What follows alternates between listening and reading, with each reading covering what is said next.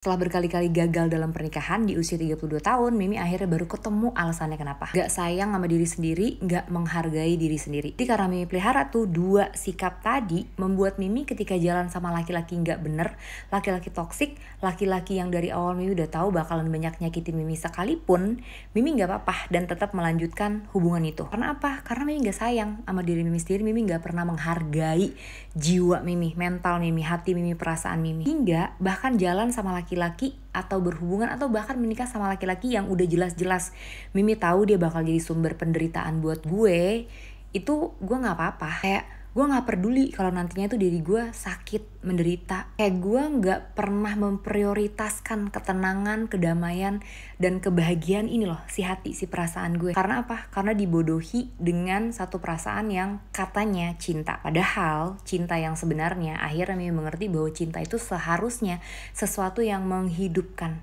menumbuhkan, mensejahterakan, sumber kehidupan. Jadi kalau kamu merasa cinta sama seseorang, tapi orang itu sebenarnya malah mematikan kehidupanmu, mematikan perasaanmu, sebenarnya itu bukan cinta, tapi itu kebodohan, obses. Dan kalau kita nggak punya self love, kalau kita nggak sayang sama diri kita sendiri, kalau kita tidak menghargai, memberikan harga setinggi-tingginya kepada diri kita sendiri, kita akan nggak peduli sama semua itu. Sehingga apa? Sehingga kita akan membiarkan tuh diri kita dikecewain orang, disakitin orang, dibikin nangis terus sama orang, dibohongin, ditipu, dimanfaatin sama orang, ya. Padahal dari awal kita tahu dia tuh gak baik, tapi segitunya kita gak menghargai diri kita, segitunya kita gak sayang nih sama perasaan kita, sama mental kita yang seharusnya sehat, tenang, damai. Karena apa? Karena kita masih percaya bahwa kebahagiaan kita itu datangnya dari faktor luar.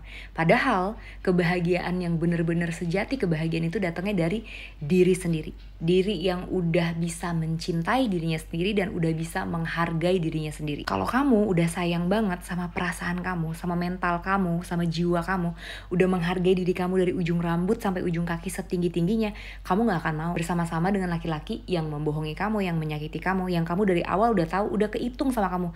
Ini orang gak akan bisa ngebahagiain kamu. Suatu hari nanti dia akan menjadi sumber masalah dan jadi sumber penderitaan kamu. Oh, gue skip, sorry. Fokus gue ingin hidup tenang, bahagia. Gue ingin hidup sejahtera, gue ingin fokus sama masa depan gue.